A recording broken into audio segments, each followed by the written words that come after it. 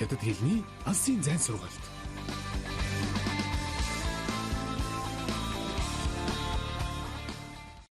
Сайн мэцгэн үзэгчтэй хятад хэлний дунд чатны хичээл эхлэхэд бэлэн боллоо. Бид өмнөх хичээлээр ба бүхий өгүүлбэрдэх үр дүнгийн нөхөр гишүүн болдог зай, дав, чхэн зэрэг үгийн үүрэг, гэн, зүй үгсийн дав зэрэг бүхий харьцуулсан өгүүлбэр мөн авцалдах үйл үг зэргийн тухай үзсэн. Иргэн санацгаая. Та бүхэн дараах өгүүлбэрийг уншаад орчуулаарай. 我把书翻在桌子上了。他们把沙发搬到楼上去了。妈妈把烤好的面包切成片。Харин одоо дээрх өгүүлбэрийн орчуулгыг тулгацгаая. 我把书翻在桌子上了гэсэн өгүүлбэрийг би номыг ширээн дээр тавьсан гэх нь байна. Энэ өгүүлбэрт эд зүйлийн шилжилт хөдөлгөөний байрыг зай гэсэн үг илэрхийлж байна.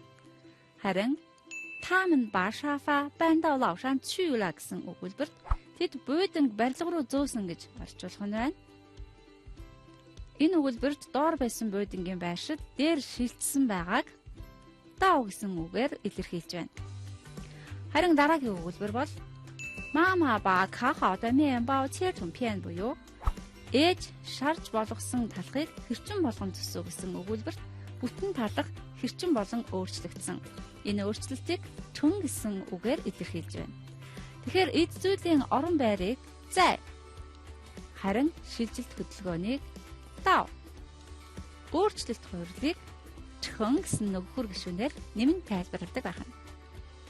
Өгүүлбэрийн гишүүдийн дарааллыг нь харцгаая. Өгүүлэгт хүн, ба, тусагт хүн, өгүүлэх хүн, тэгээд зай, дав, чхэн 3-1 нь харин сүүлд нь тусагт хүн орсон байна.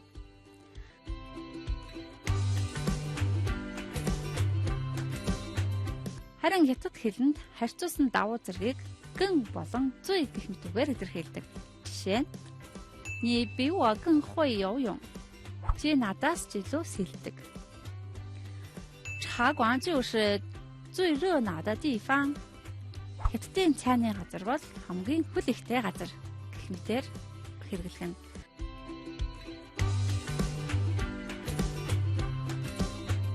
Харин хятад хэлэндх салж нийлдэг үйл үгийг лихэц буюу авцалдах үйл үг гэнэ.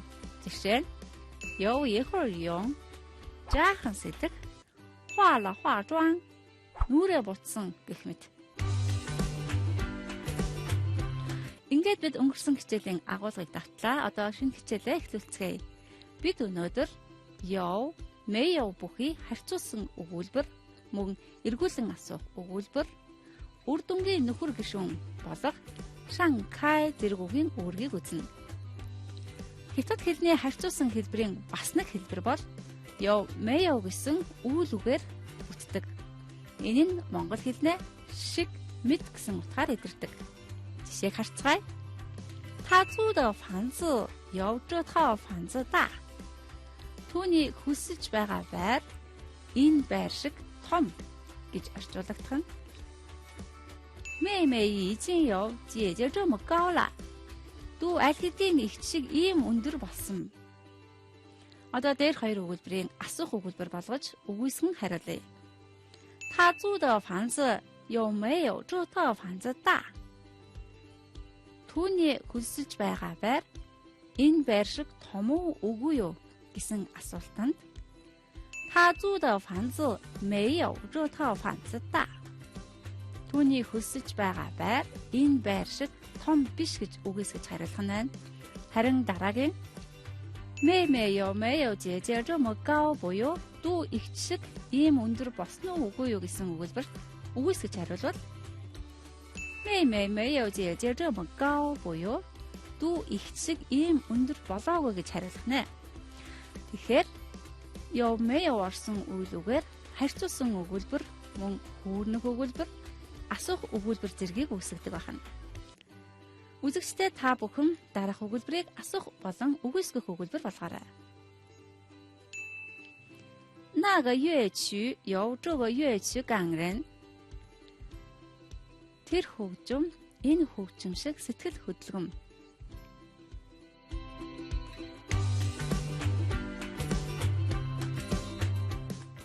Одоо хургасан өгүүлбэрээ тулгацгаая.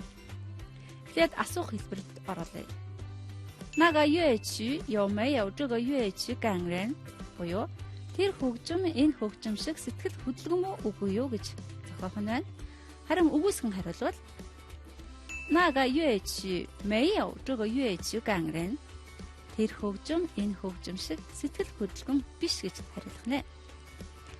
Одоо бүгдээрээ дараагийн сэдв рүүгээ орцгоё.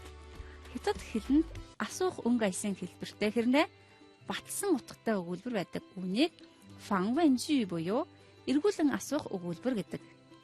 Ийм өгүүлбэрийг үүсгэх нэг үтц нь 不是吗 гэсэн бүтэж байна.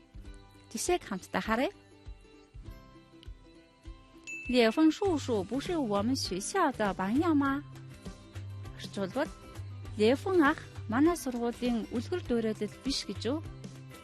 гэж орчуулах ба энэхүү өгүүлбэрийн гол санаа нь 烈风叔叔是我们学校的榜样 буюу Лефэн ах бол манай сургуулийн үлгэр дуурайлал гэсэн утгатай юм. Харин хэлэхдээ асуух өнгө аясаар өргөлттэй хэлдэг байна. Дахин нэг жишээ харъя. 你不是喜欢摔跤吗? Утга нь чи бүх барилдах дуртай гэвэжтэй гэж орчуулах нь байна.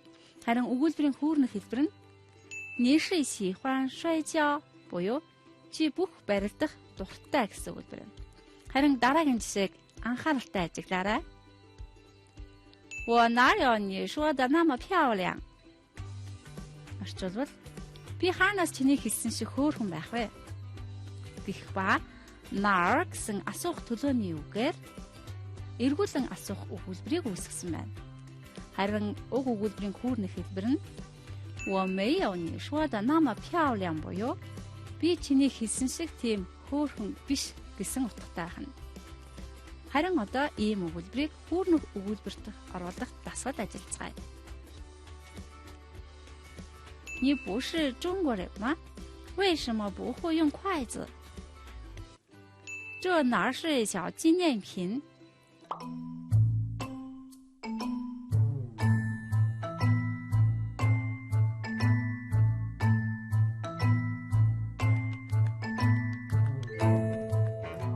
Хүүрнэх өгүүлбэрийн хэлбэрийг харъя. 你不是中国人吗? 为什么不会用筷子 буюу чи хятад хүн биш гэж үү? Яхараас авах хэрэглэж чаддгүй юм гэсэн өгүүлбэрийг 你是中国人所以应该会用筷子 буюу чи хятад хүн юм чинь сав хэрэглэж чаддаг байх ёстой гэж хуургах нэ.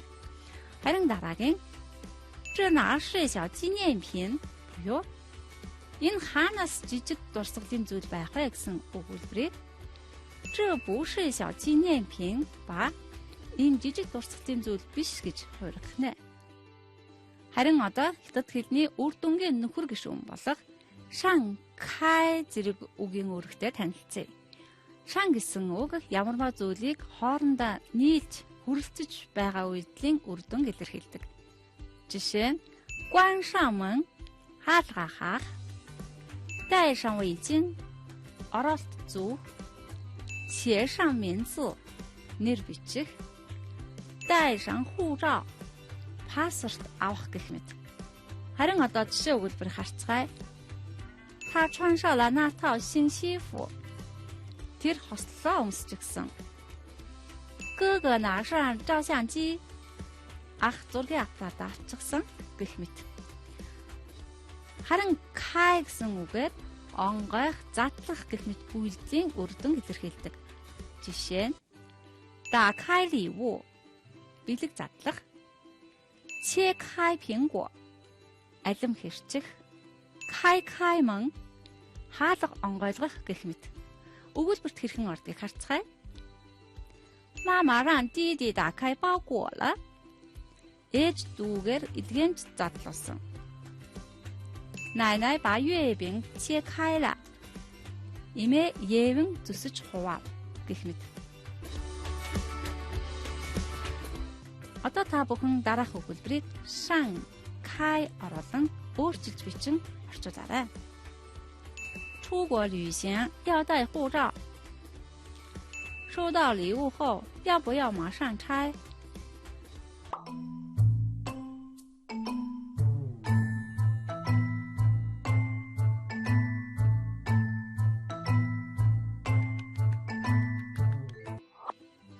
өөрчилсөн өгүүлбэрээ тулгацгаая.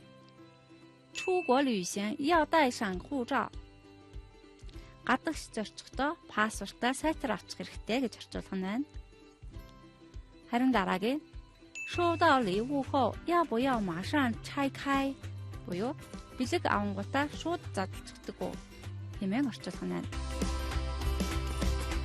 Үзэгчдээ бид өнөөдөр Яв Мэйо бүхий харьцуулсан өгүүлбэр болон эргүүлэн асуух өгүүлбэр мөн үр дүнгийн нөхөр гишүүн болох Шан Кай зэрэг үгийн үүргийн тухай үзлээ.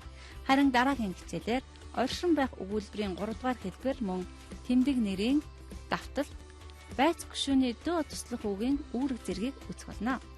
Та бүхэн үргэлжлүүлээд Ундраа багшийн уншлагын хичээлийг хүлээн авч үзээрэй.